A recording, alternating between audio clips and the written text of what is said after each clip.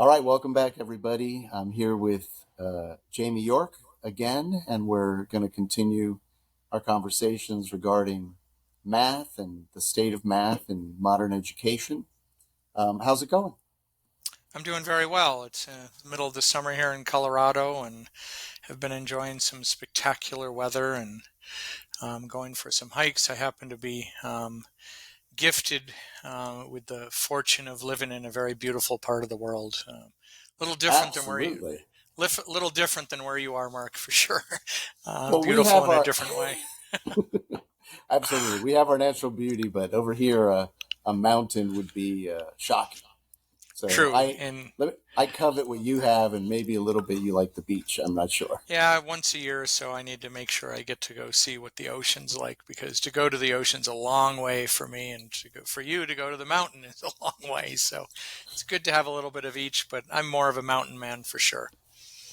Well, I may look like a mountain man, but I would say that for me, the beach is a beautiful place to recharge.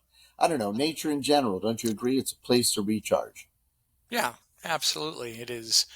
And we've all got our own biographies and whatnot, and part of my biography is some years ago I had a sort of awakening regarding my own health and whatnot, and I speak of this often that it really kind of hit me in the face. Wow, my life is really out of balance because we can often get sort of caught up. I tend to be somebody who's very task oriented, and I can get really caught up into things, and so I can get sucked into the computer and just doing computer heady work, nonstop, for hours on end. And right now I happen to be doing a building project, and I get sucked into that, just.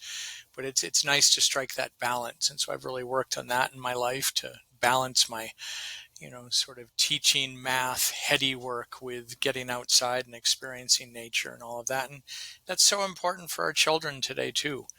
Um, I think Yes. that's, that we can ask that question, I think. And how is it that our role as parents and teachers to these children in today's world, how is it different now than it used to be? And I think we really have to make sure we have to put a lot of consciousness into making sure that these children have healthy, balanced lives. I think in a different way than it used to be. I mean, when I was a kid, it seems like about 120 years ago, but I grew up in this neighborhood in Connecticut, and my parents just, they didn't fuss over us very much at all or anything like that. We certainly didn't have busy schedules in the way that children have today. They just kind of kicked me out of the house, kind of the way I kicked the cat out of the house today. Okay, get out, go do something. And then the cat comes back several hours later. That's how it was with me, right? We would just go and play in the neighborhood with the other kids in the neighborhood and come back. And I look back at my childhood, I'm very grateful. I had wonderful parents, and it was a blessing. It was a very simple, sort of not very ostentatious neighborhood, but we had a good, healthy life, me and my brother, growing up in that neighborhood. And I think that's something that's a little bit more rare today. And I just think as parents, it's okay that things are a little bit more structured in some ways. But, I think we have to, do what we can to make sure that the kids have a good, healthy, balanced life. And, I was just thinking of that today that I still have to work on that. And so I make an effort. It's like, okay, I'm going for a hike today. I'm prying myself away from the computer and, try to have that as a Waldorf educator, that balance between, we say thinking, feeling, and willing, between the artistic realm, the thinking realm, the intellectual realm, if you will, and then also that physical realm, to have all that. And as I get older, I know it's important too. It's kind of both ends, you know, sort of for Yeah. the younger children, and for us as older folk. It's really, you really have to make an effort to make sure that you have that balanced life. I think it's good. It's funny that you mentioned balance, and most people look at, a binary balance, the way that you would look at a scale. But definitely, as our modern human life is, it's a little bit more of a triangle, isn't it? Those three things that pull at us that Hmm. somehow make us prioritize things. And it's funny Hmm. because I talk to a lot of parents, and they are extremely worried about children backtracking, especially in their education over the summer. Like you're talking about Yeah. now, and taking a break and taking a breather. The hardest thing is to convince parents that not only in the macro year do children need a breather and spend time outdoors and do other things, but I just think in the day to day realm they need to do that. Do you find that you have to deal a lot with children sliding backwards and then catching them up, and how does that affect the way you teach math? That's an interesting way to look at it. I was speaking of balance sort of in your day-to-day life, over the course of the day to have balance in your life and different kinds of healthy activities, for the children as well. But you're right, it's also true over the course of the year. Oftentimes I feel blessed to live in a place where I really experience seasons, right? To have that annual sense of things and that annual change in your life, I think is also a very, very healthy thing and can be for children as well. I think we are blessed to be in the USA in many ways, and there are other things about the USA that's a little bit strange, you could say. But in general, I've really learned to love this country, and one of the things that I've learned to really appreciate is we don't feel this need as much as other countries to really pack in as many days of school in the year as you can. Now, I'm in the Wild West in Colorado, where and it can vary from one school to the other, but we would have 172 days a year of school. I know out east it typically is 180 days. It tends to be the standard. And when I was teaching in Holland in Europe for a couple of years, and there it was 196, I think. And it seems places in Asia and whatnot sometimes are way more than that. And it's just no. I think it's good to be able to have a huge out breath in the summer.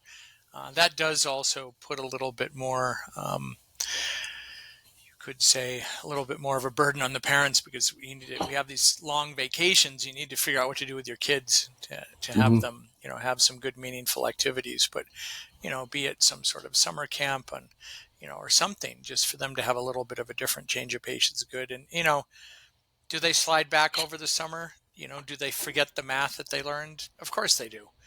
But as a Waldorf educator, I say that's okay. I'm fond of saying this idea that forgetting is part of learning. I Yes, used to it have this. is.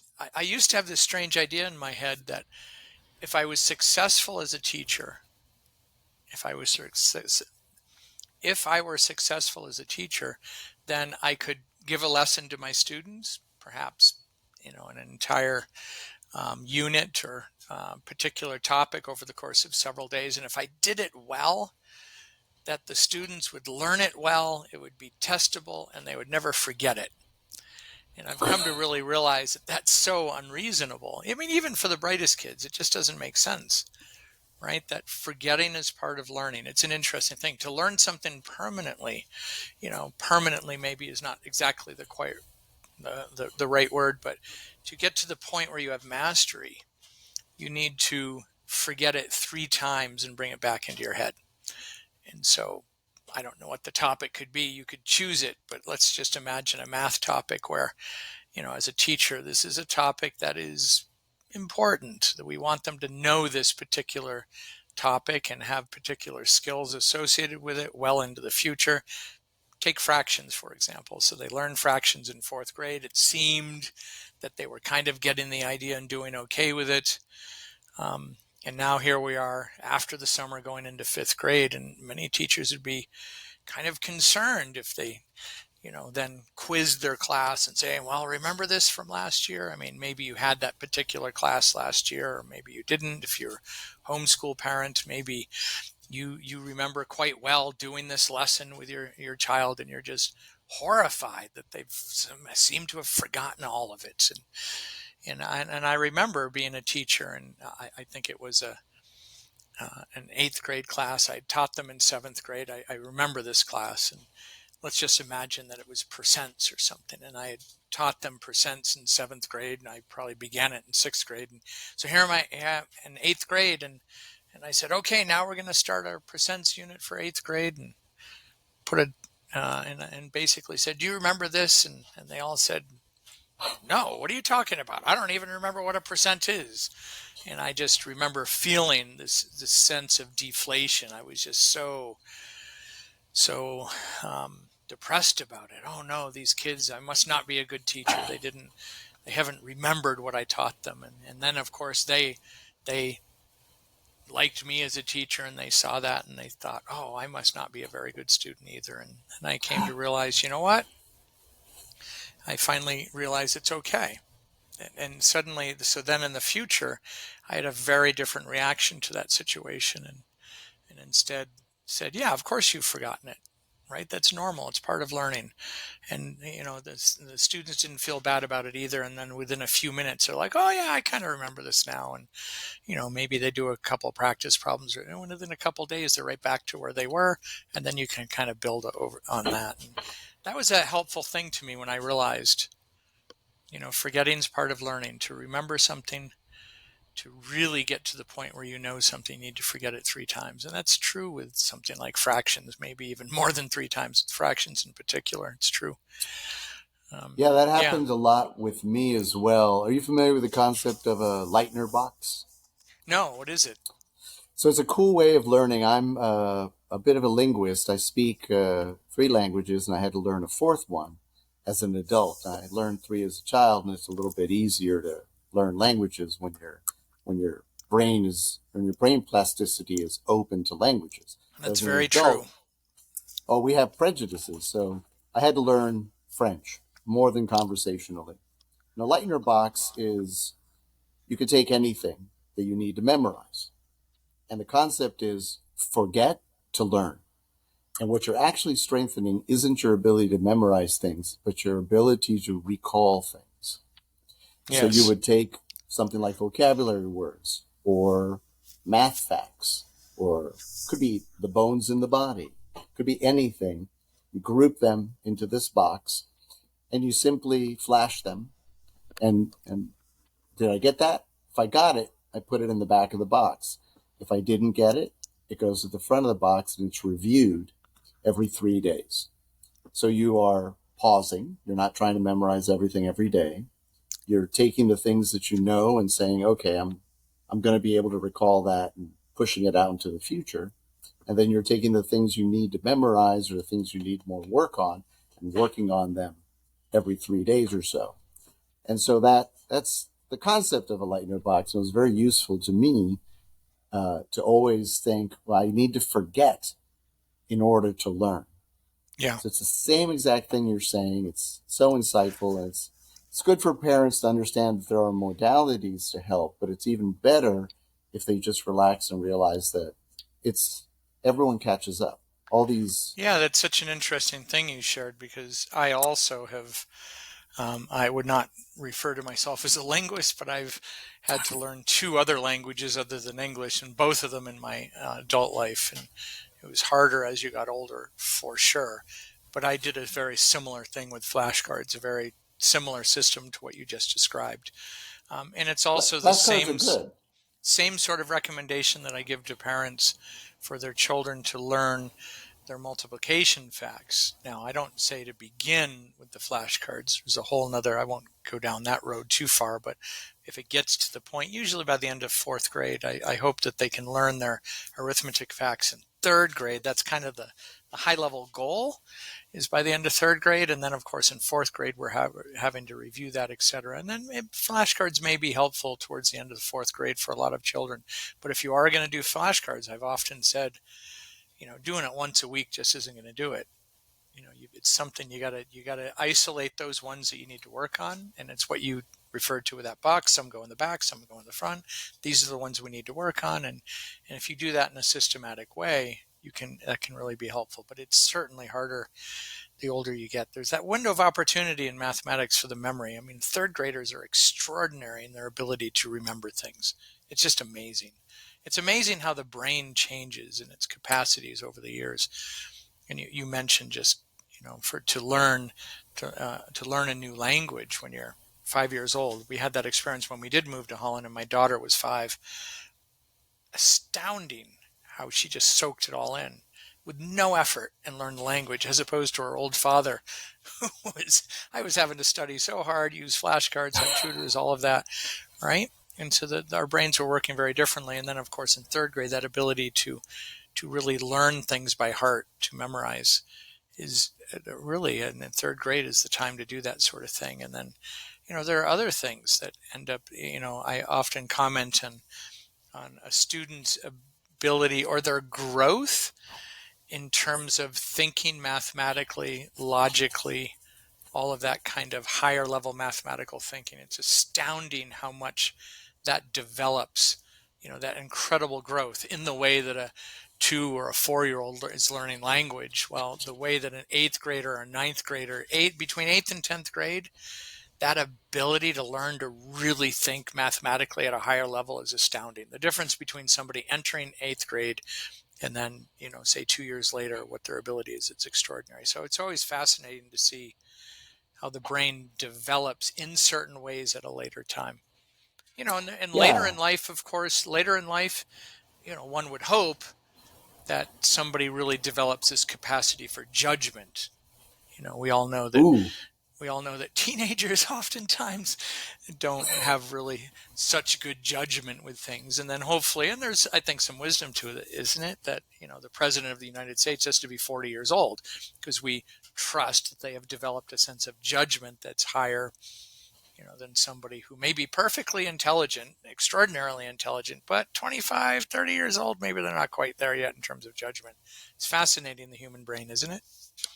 It's fascinating. And, you mentioned logic, and that's math, isn't it? Isn't that what really our ability to reason is a mathematical proposition? And you're not using math when you're trying to figure out a way through a non math problem.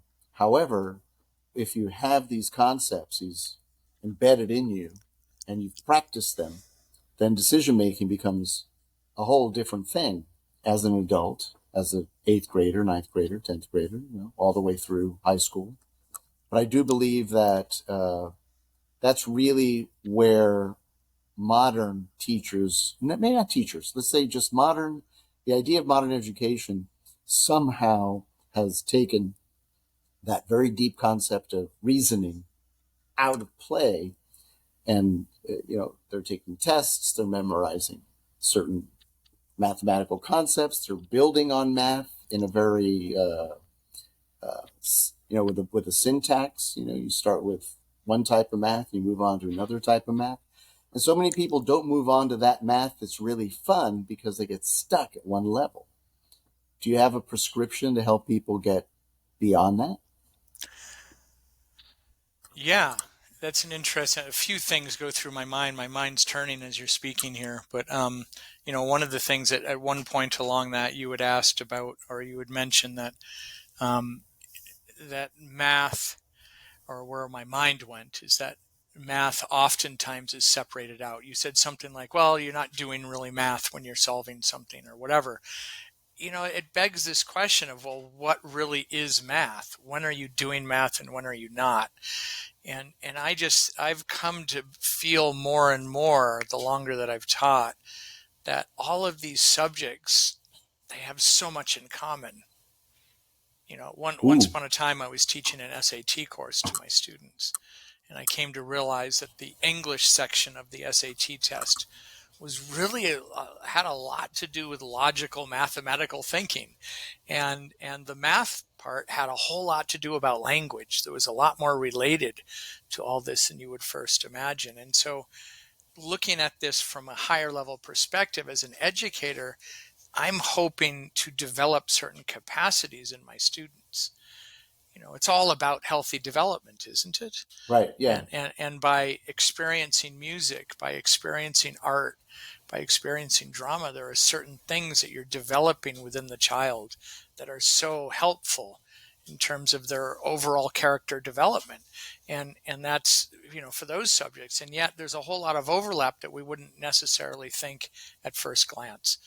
And so I do think that, sure, we tend to think, well, if I want my child to become a good thinker, that math is the key to do that. and then they might add, well, maybe science too, and then, well, I think it's really just about every subject we're learning how to think, and this idea too about, well, I want my child to be artistic. What does that mean? Well, I want them to be creative. Well, what does that mean?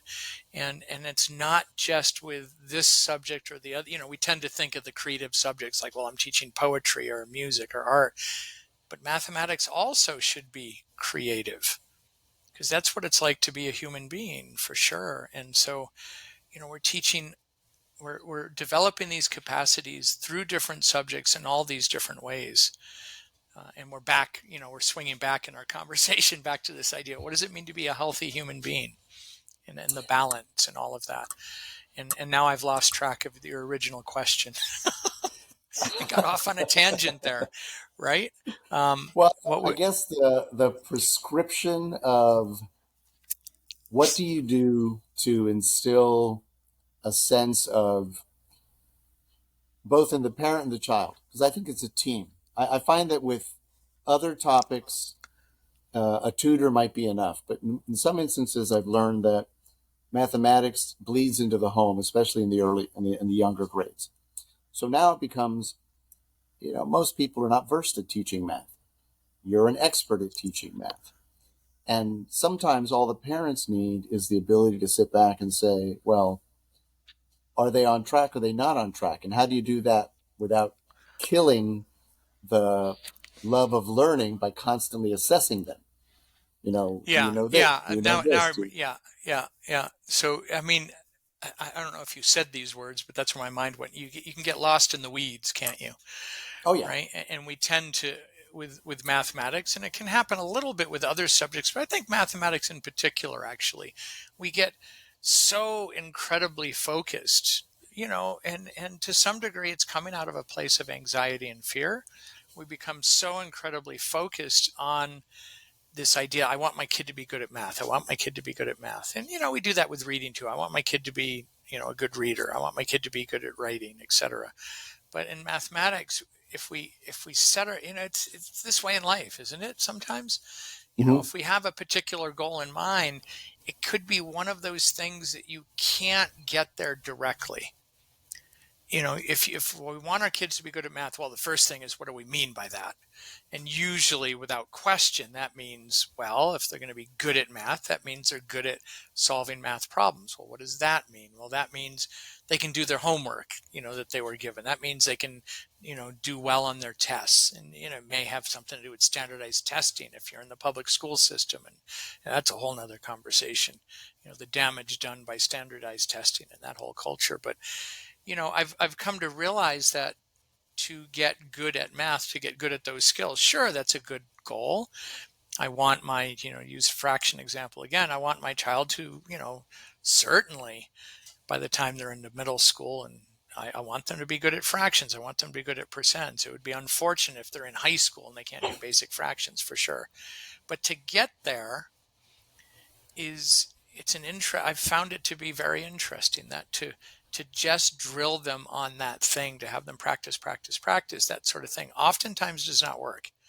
Hmm. In fact, I've heard European math teachers look at what we do in the US, and this has been known for a very long time, that the way we teach mathematics in the US is actually does not seem to be effective. Or if you look at, I don't know what the latest stats are, but I don't think it's changed much. If you compare how we are doing in the US in terms of mathematics education to other countries, we're often way down the list. That begs the whole question, well, what are the metrics they're using for that? What does that actually mean? Sure.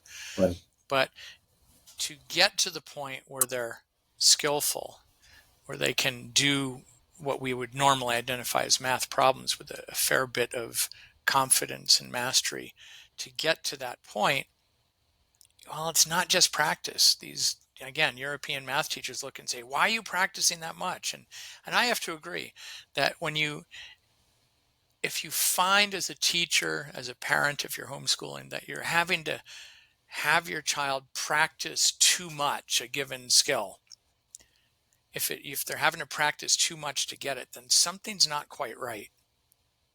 So what do you do? Yeah.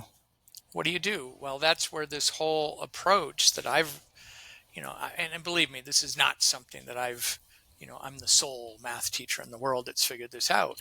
But if they learn through discovery, if they learn through experience, much more so, then they're much more likely to remember it. It's going to have meaning for them. It's going to have context, and they don't need to practice as much. I didn't say they don't have to practice at all, but you're not going to have that situation where they're just practicing things until they finally remember it. I mean, it's kind of a silly example, but if you're just trying to remember phone numbers out of a phone book of a list of 100 people, that's going to be quite a difficult task because it has no meaning or context. You're just memorizing random numbers. But if those numbers, if those formulas, if those mathematical processes, for instance, in order to do a problem, are not just random, but instead there's something that you experienced from a process of discovery, then that gives it meaning to you, and you don't have to practice it as much. So that was an interesting moment in my teaching career when I realized that having to practice too much is actually a sign of concern. And so Hmm. what do? We need to do the discovery. We need to do to give, to develop, to create these experiences for our students whereby they experience true problem solving. I mentioned a bit ago, we want our students to be good and adept at doing math problems, but there's a big difference between solving problems and problem solving. Problem solving, again, is, you may have heard me say this before, but problem solving is when you don't know what to do, that you're going into this realm of the unknown, and it opens up the possibility of creative thinking, and it also helps to develop that higher level of mathematical thinking. And that, to me, once we can do that, then other things, the skills work, can fall into place more. And then the most important thing of all is and I say this all the time, it's hard to imagine somebody asking me to talk about math where I don't mention this, these three things. The sure, skills are important, but more important is the thinking. And then the most important thing of all is this interest and enthusiasm for learning, right? Your Oh relationship to yeah, math. That's huge. right. I And think so, that's where your insight about discovery. That's the tonic for that final engine that drives love of learning over and over again. Because if you're discovering things, it also the brain's plasticity is handled in a different way. When the sense of wonder is initiated, suddenly, oh, a lot of people try to get math, and I think that's a hard way to go about it because if you don't get it, you can get caught in a loop where, now I don't get it, and you spiral. Whereas if the discovery of it comes from various modalities, storytelling, the working on those skills, it can be a big difference in a child's life. And you don't need to assess that because you witness it. You don't put that on test. right. Do you think we test our kids too much? I mean, the question is, who is we? Do we, in our general education in this country? Yes, absolutely. Um, and I always feel like I have to say this, but I'm not blaming teachers for this, but it's part of the system, right? And this is part of the beauty. Rudolf Steiner, the founder of Waldorf education, I think had this very important insight, and it's not unique to him, that really the teacher, it needs to be teacher centric. When I first heard that, I thought, what? Doesn't it need to be child centric? Well, sure, ultimately it's about the children, but in terms of the development of the curriculum, the development of a lesson, the development of an entire program that a child is having, it really needs to come from the teacher. There's that creative process. The teacher needs to be able to read the children in front of them, and to realize what they need at that given moment. And that's where this idea of the education being developmentally appropriate is certainly, very important. But the standardized testing really comes to some degree, don't you think, out of a lack of trust. The system doesn't trust that the teachers are able to do what they ultimately have to be able to do. They have to be able to decide what the the child needs to experience in the classroom. What is it that they need in terms of their learning? And when we take away that, when we don't have that trust, and then the system is then saying, these are the topics you must teach. I mean, I even remember, and I have a lot of concerns over the textbooks that students use, right? And, Hmm. you can have a given school district in a public school or something, and it's like, the teacher is told, you will use this textbook. Doesn't matter if you like it or not. This is the textbook we've decided you will use. Who made that decision? I mean, that's a whole nother question too, right? And then suddenly you're using this textbook, and oftentimes it really it's an example again of this problem where it's so oftentimes these textbooks, more times than not, are totally focused on just learning skills. Hmm. Just practice, practice, practice, right? You get a homework assignment, you practice that, and then you get tested on that. And then, oh, by the way, we've got a standardized test coming up. And man, what pressure teachers can be under to be able to perform. Because in many cases, the teacher's the teacher's existence, the teacher is the one who's being evaluated, and the students need to be able to perform on that test well enough so that the teacher has a lot at stake. The high stakes testing oftentimes is not that the stakes are on the student, but it can be, especially for older students, but oftentimes it's a teacher in the school, and that's Yeah, unfortunate. So yeah, it's a culture. I think we do test. That kind of testing is way too much. And what about tests? Do I think tests are a good idea? Well, what do we mean by that? There's different kinds of tests. So, you can have standardized testing, as I just spoke about, and a lot of that is, that can be an appropriate thing, I think, for older kids in high school, but for younger kids, I don't see much good coming out of it. And again, it's coming out of a lack of trust of the teacher. Um, do should teachers be testing their students? Yeah, well, if I want them to learn a particular skill, then I can see the value of a test. If I want my students to learn algebra in seventh grade, then yeah, having a unit test at the end of a certain amount of lessons that they've had it can bring a nice, it can help us to focus if it's a skills type topic.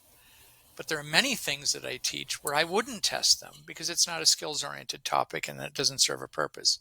I found as a teacher in the beginning of my career, I was just giving tests because I thought it was like my duty.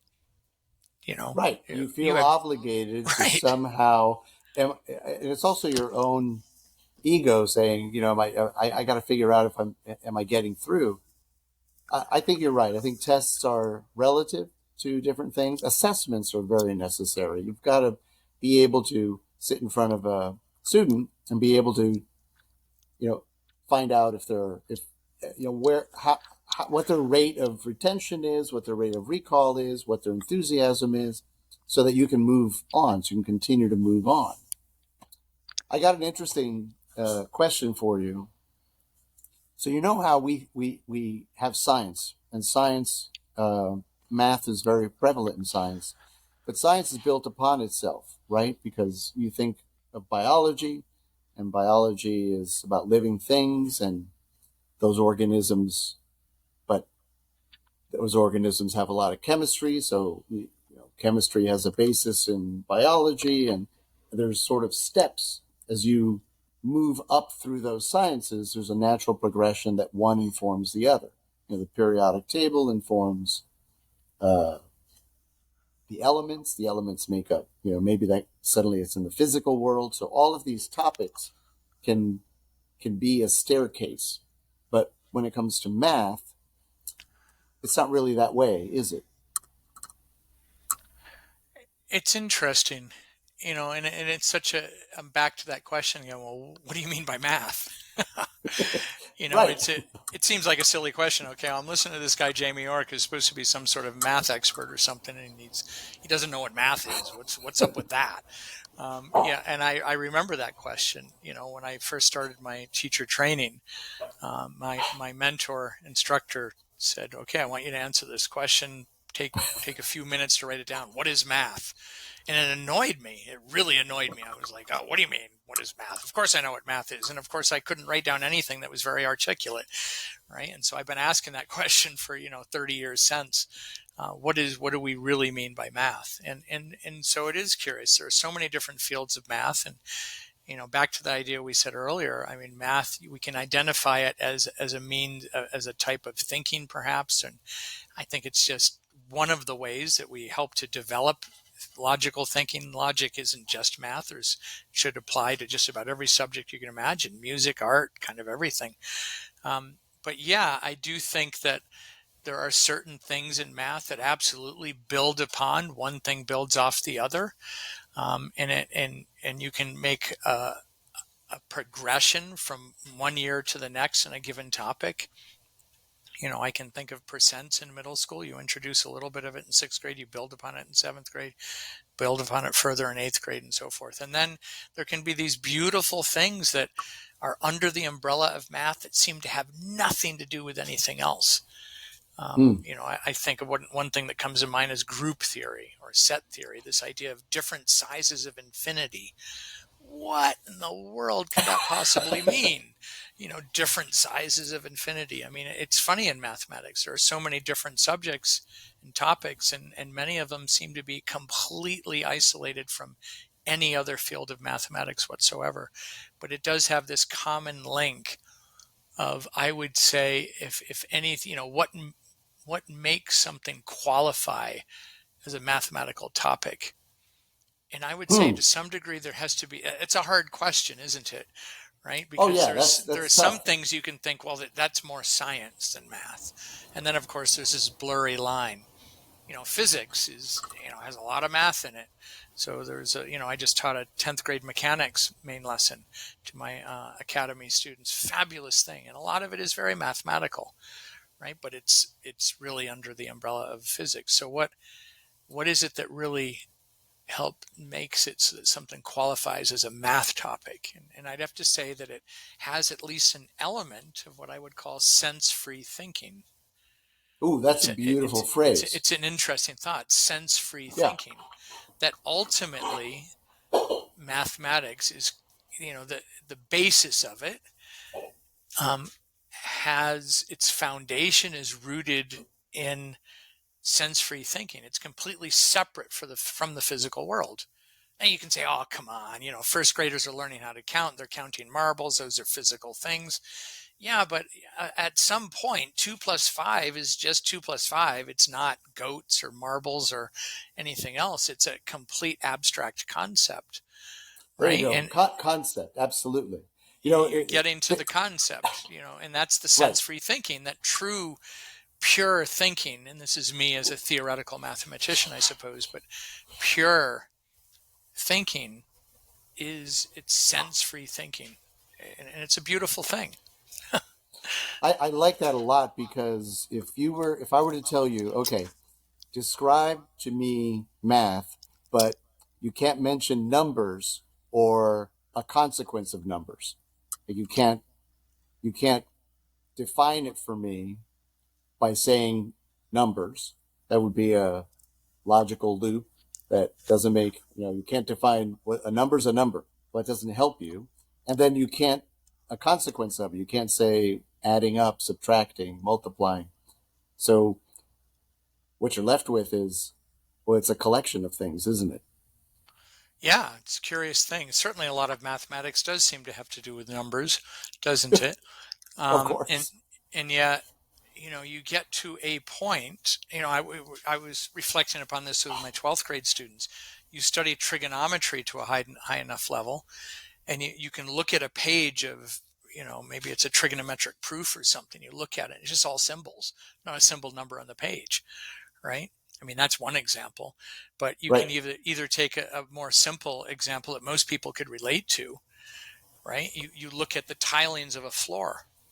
I mean, who Hmm. doesn't do this? I mean, maybe you go into a bathroom or a dining room or something, and you see this tiling, and there's just pattern recognition. I mean, how can you not look at it and think about patterns. And of course, those patterns, you could say there's some relationship to numbers, but oftentimes, no, it's just you're trying to see how does one thing relate to the other and what are the patterns here. That pattern recognition certainly is very mathematical, isn't it? Right? Sure, absolutely.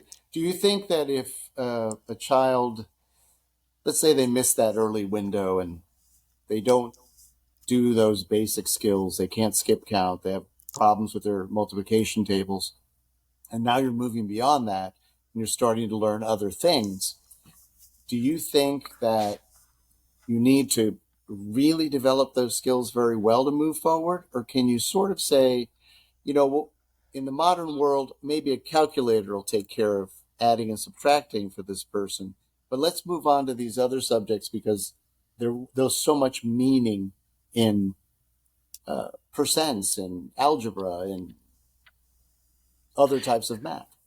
No, it's a very good question, Mark, and I certainly get that a lot. And back in the beginning of my teaching career, 80 years ago, however long ago that was, I would I didn't have to concern myself so much with that.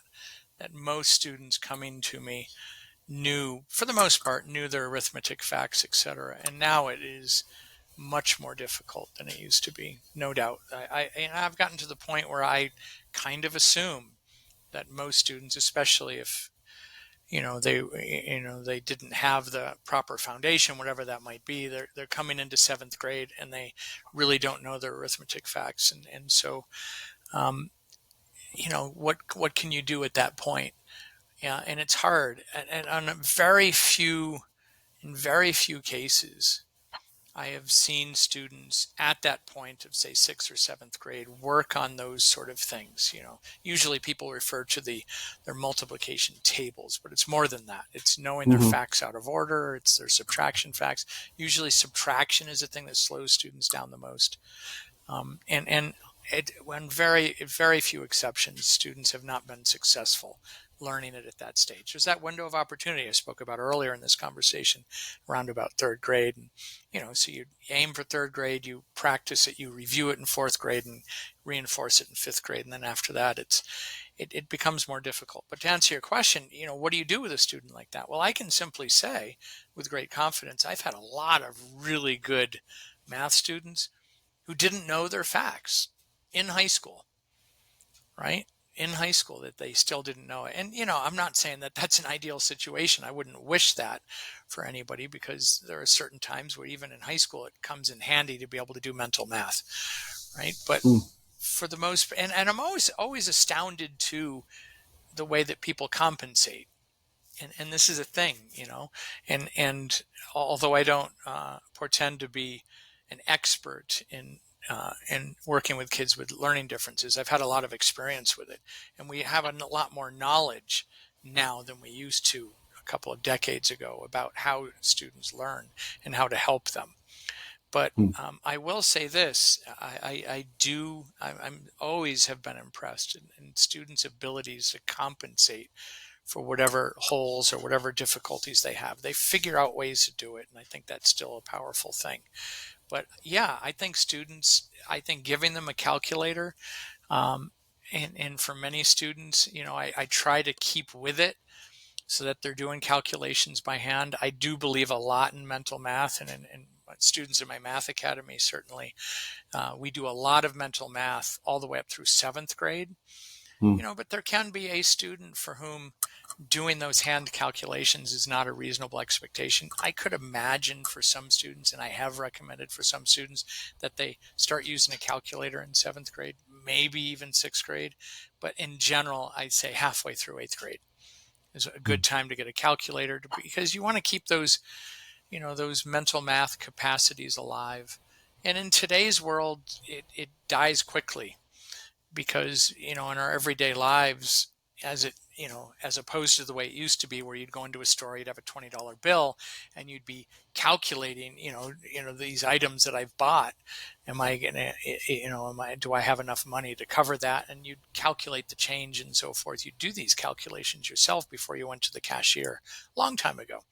Hmm. But Yeah, we don't do that. nowadays we don't do that anymore, and so our number sense is kind of declined. And I think that's one of those things tying again into something we spoke about earlier, what do we need to do as teachers now more than we used to?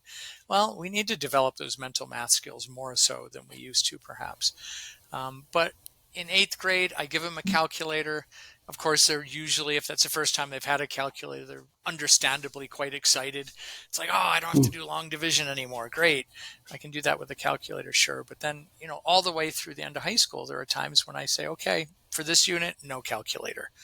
I mean, my daughter went to Wellesley College, a great university in Boston, and she took a calculus course. And I was actually kind of pleased to hear that the professor said no calculator, no graphing calculator, no calculator at all for this course.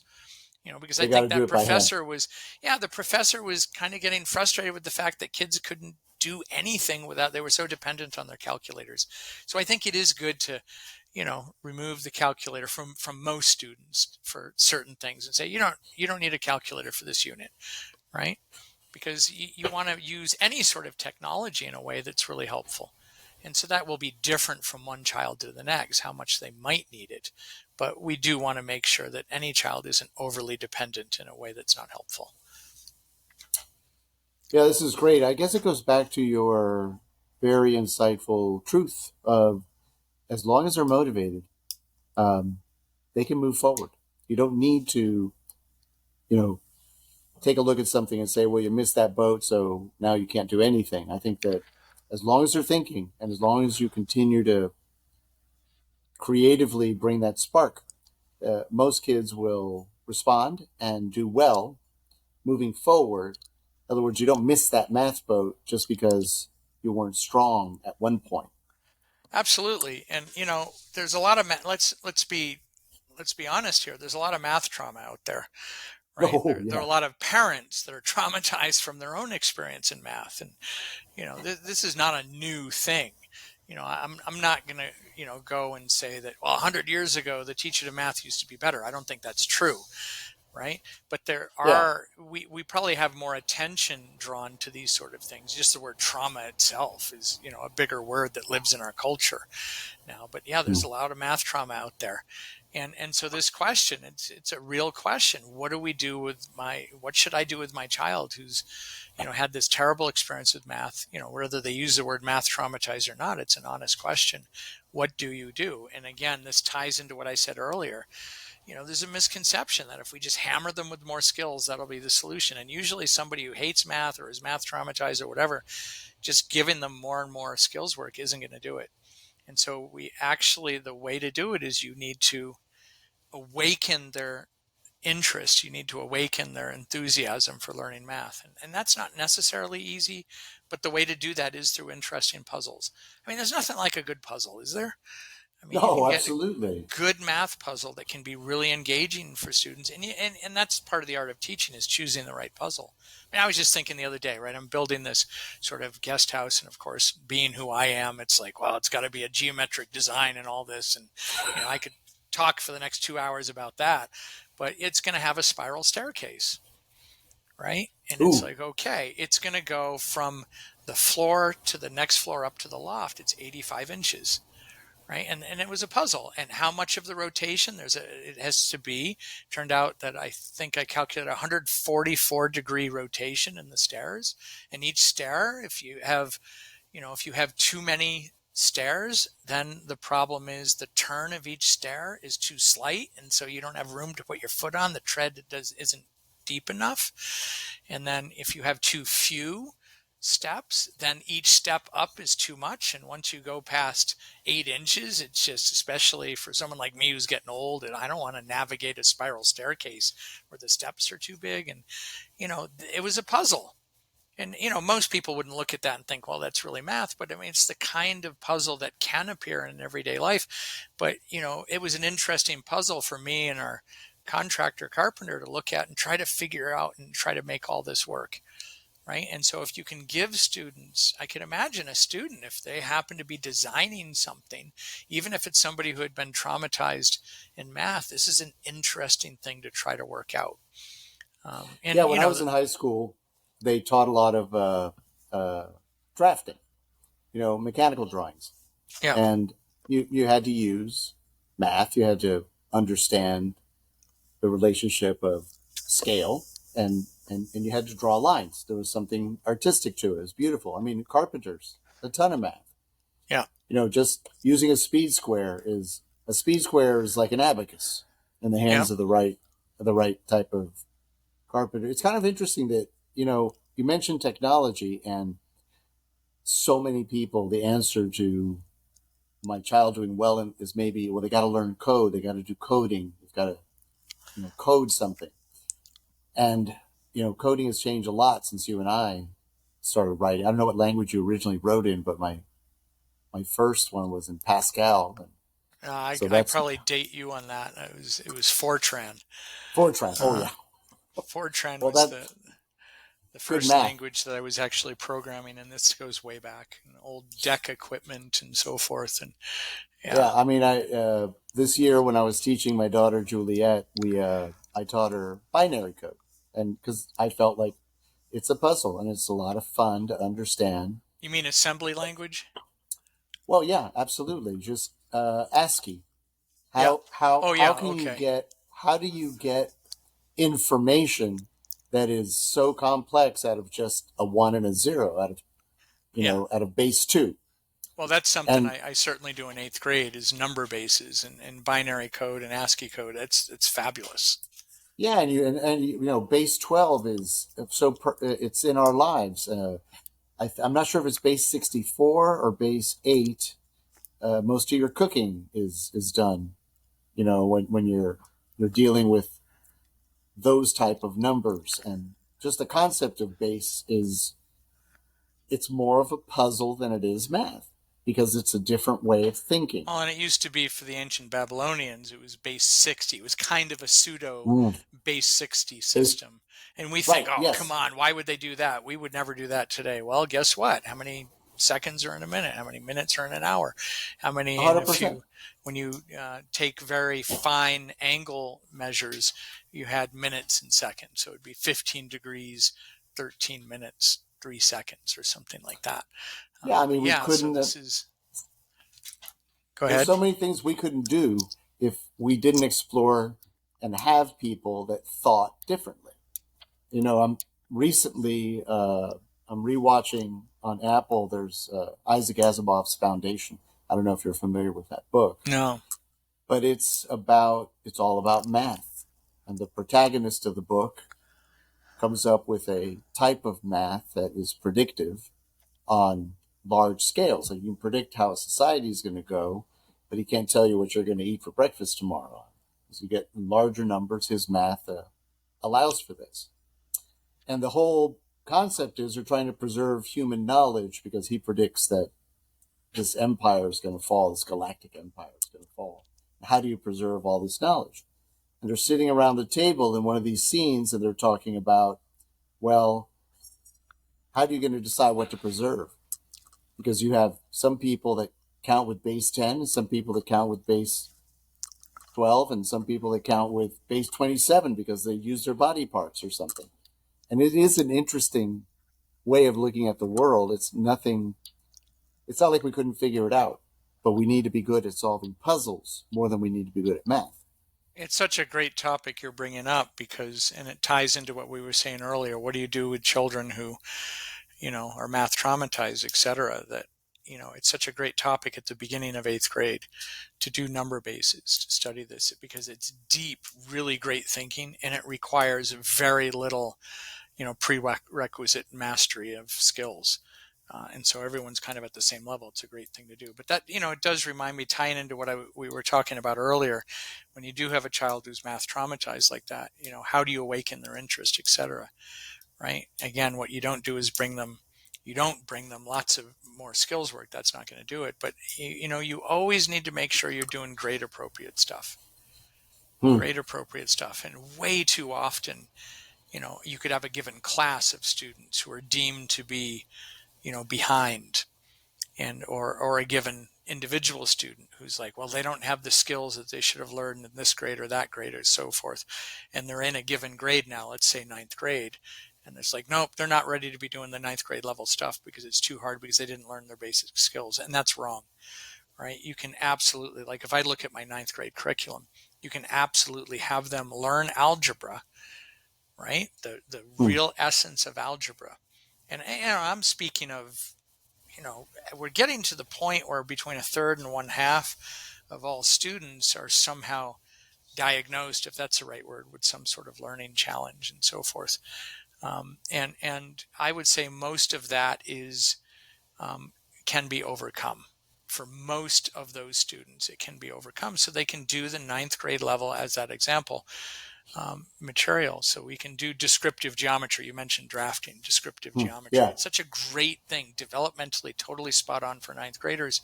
And algebra to really get to we start algebra in seventh grade, but that ninth grade year of really going deeply into algebra and building up to stuff that's really significant. It's such great thinking for the ninth grader.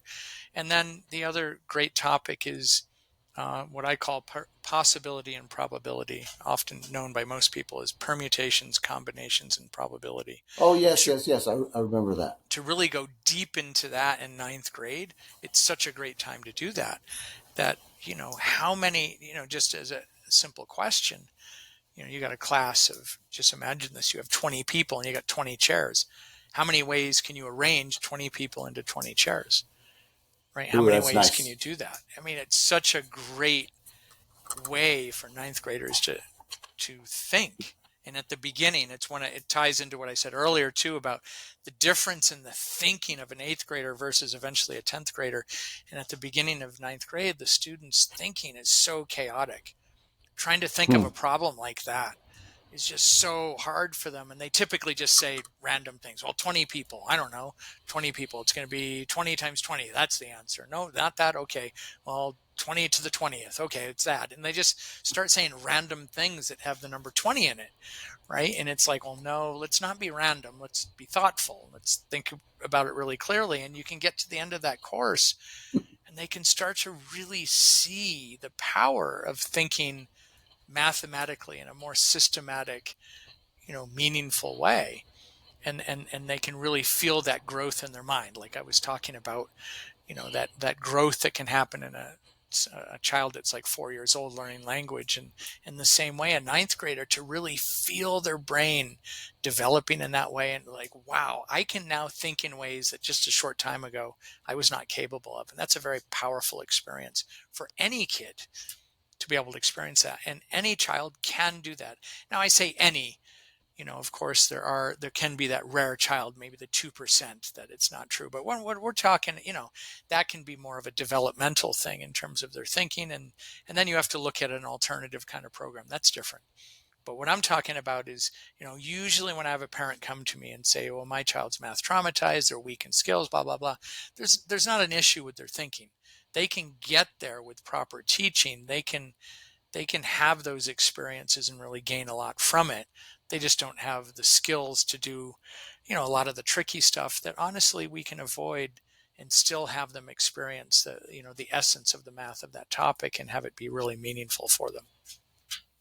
That's really nice, Jamie. You mentioned a couple of times age appropriate topics and learning and teaching.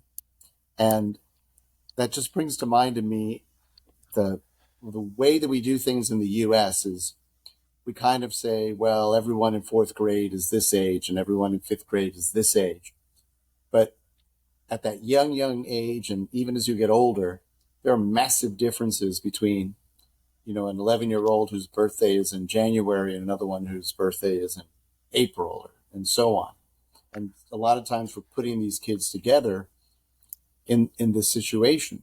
I'm sure a lot of homeschool parents might be interested in knowing how much is learning age appropriate to their birthday versus their grade. Yeah, it's a very good question. And I'd say that it's problematic in a few different ways. It can be quite problematic. And I'd say the number one thing that comes to my mind is this race to get ahead. Imagine that Yeah, there's an exceptionally bright student, and here they are in fourth grade. I mean, you hear about these things. Here they are in fourth grade. We're accelerating them, moving them up. They're doing algebra in fourth grade, or, I mean, it happens, right? Yeah. Or this whole idea of it seems to be that the goal for a high school student is to get as many AP courses under their belt as possible before they graduate high school. Well, what does that mean? What's the purpose of that? Well, AP courses are supposed to be advanced placement. They're supposed to be university level courses. And so we're doing our university education in high school for a high school age child. And then, of course, middle school becomes okay, let's do high school level material. And then, of course, it just goes further and further down the line. So that to me is problematic because the reality is if we have a super bright child, and there could be, of course, people listening to this podcast right now who's like, well, my child's very bright and why not get them ahead? Well, my answer would be, well, what's the rush? If they're bright, they're going to be bright anyway, and they're going to be good at math at some point anyway. And so, what's the rush? And oftentimes, there's really good math that gets thrown out the window in order to get ahead. I mentioned number bases. Oftentimes, I do number bases in eighth grade. I do the Platonic solids, what's better known, I think, as stereometry. Just really great stuff in my eighth grade curriculum and seventh grade, all through the grades. I do some really great stuff that oftentimes is thrown out the window because we don't have time for that. We need to, usually, the holy grail that you're trying to get to is calculus. How quickly can we get to calculus? That's what it's all about. And so we throw all this really great stuff out the window. So that's my one concern. The other concern can be, yes, we do need to differentiate. I agree with you. You can have a class full of students. It doesn't even have to be a big class. It could be a class of 10 students.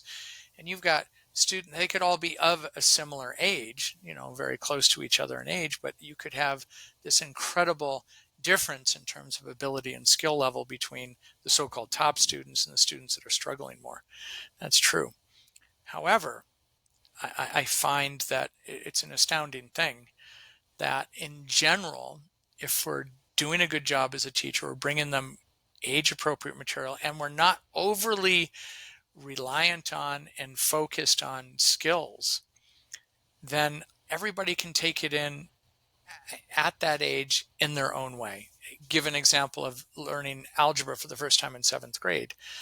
Here we've got students with an incredible ability differences in that one classroom, and yet the brightest kid is just taking it all in because it's like, wow, this is totally different thinking, even though we're not making it really conceptually very difficult. It's a new concept and they're just thrilled with it, so they're not bored. And then you have the student who is has a history of struggling with math that is taking it in also, surprisingly, if we bring it in the right way. Right now, and it's a hard thing, and I'll just say this, I think that it can become problematic by tracking kids into advanced classes and non-advanced classes, whatever you want to call that, at too young of an age. And I don't generally advocate doing that before eighth grade. And Mm. even in eighth Yeah. grade, it's kind of marginal, right? And then in high school, it becomes more necessary. I understand, but still, even in high school with the class, what I typically would call the non-advanced class, I still want them to experience the great topics of math in their own way, in a way that's appropriate. Take calculus I think Mm. it's so great for 12th graders, all 12th graders, including students who have struggled with math their whole lives, to experience a 3-week calculus main lesson in 12th grade can be a very powerful experience. And it's totally possible to do it. So you're not even dumbing it down. You still get to the essence of what those calculus topics are. And it can be a powerful experience for everybody in the classroom. And we can do it in a way that it's going to be valuable for everyone. How? Well, why do most students struggle with calculus? It's an interesting question, isn't it? Yeah. Well, guess what? It's not the calculus concepts. The calculus concepts are, of course, challenging, but they're accessible to almost anyone. But what makes students fall on their face is that their algebra skills. You have to have pretty advanced, pretty solid algebra. We can call it pre-calculus, whatever we want to call it. They need to be very adept at trigonometry and logarithms and all these, Cartesian geometry and all this. And oftentimes the skill level, if it's not there, calculus ends up being a nightmare. But it's not the calculus concepts themselves. So I think it's really important that we need to challenge everybody in the right way. Hmm. And that's part of the art of teaching. How do we challenge all students in the right way that's going to be helpful for them? All students need to be challenged. Oftentimes with students that struggle too much, we say, I know the solution. I'll just make it really easy. So I've got these ninth grade students. I'm just going to do simple sixth grade math with them. Well, I mean, it's pointless, and it becomes very discouraging and disheartening for them because they know it. They then get the message, you know what? I don't think you're good at math. You can't do grade level math. So we're just going to do this Ooh, easy stuff. Big mistake. We big need to build mistake. their confidence. And that's a big question into itself. How do we build the confidence of these students? Well, you give them good math, and that's the art of teaching, the right kind of problems. That's the right level of challenge. And we help them through that struggle so that then they can look at it and say, wow, I just did something I didn't think I could do. That's how you start to build confidence. And from there, you can build things up with positive experiences. Yeah, we're back to that. The keeping the motivation, keeping that love of learning alive by making it meaningful. I can really tell why you named your entire book "Making Math Meaningful." It's Absolutely. so dead on. It It's all it's comes really back to dead on. that. It all comes back to that. And it comes back to that in life, doesn't it? I mean, Absolutely, what is, if you ever want to, maybe you probably are familiar with this, Viktor Frankl. He's of somebody that course. had a big influence on my life, reading his book, Man's Search for Meaning. Hmm. And as a psychotherapist, he was like, that's the goal, right? That's the goal. We need to Sure. help the help our client or to figure out where is the meaning in their life. And that's what it's all about, is to find that meaning in your life. And so I talk to my students about that too. I hope that my math classroom isn't just about math, but it's about learning life lessons. And what better lesson to learn that your Absolutely. task, here you are, a teenager, you haven't figured it out yet, but part of your task in life is to find something meaningful in your life. And I wish you the best on that journey to figure that out, because that's massive. And I think that's more important in our world now than ever before. Meaningfulness in people's lives. Don't you think that that integrates those three things you were talking about earlier in our conversation? The head, the heart, and the hands. Don't you think that finding meaning is an integration? And we're getting back to balance. I mean, maybe we did this on purpose, maybe we didn't, but to end this podcast, it's a way of thinking about balance that I think uh, uses a math forward ideal in a non math way. Absolutely. And it's about connection, right? How can we connect to each other? When you're playing music, I know you're a musician, you're Mm-hmm. connecting. You're connecting to the person listening to your music. I love to sing. I'm not the greatest singer, but to be in a choir, to connect with each other. I mean, that's meaningful. That's balance in your life, isn't it? And, I was out hiking today, and you're connecting, with spirit. You're out there in the middle of nature, connecting with nature. It's powerful. And in mathematics, you connect.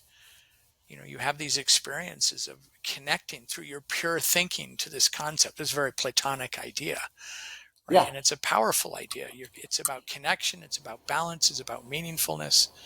All of these things. That's what it's all about. And it's not just about learning these skills. Sure, skills are good to learn, no doubt about it, but that's not really what it's all about, is it? I mean, what do you really, there's a good question to end on. Mm. Parents, what do you really want for your child? Ultimately, what do you really want for them? What would it look like to have your child leave 12th grade and to feel they've had a really great education?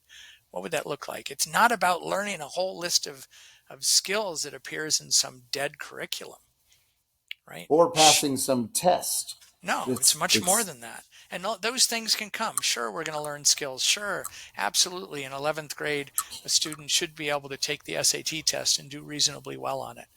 But that's not really what it's all about, is it? I don't think so. I think that a lot of parents have seen this. I like to call it the treadmill. This treadmill, and they're all hitting that pause button. They're all at least slowing down, and they're trying to get off of it in some way. And it's innovative educators like yourself that integrate a whole slew of ideas into a very passionate delivery of education.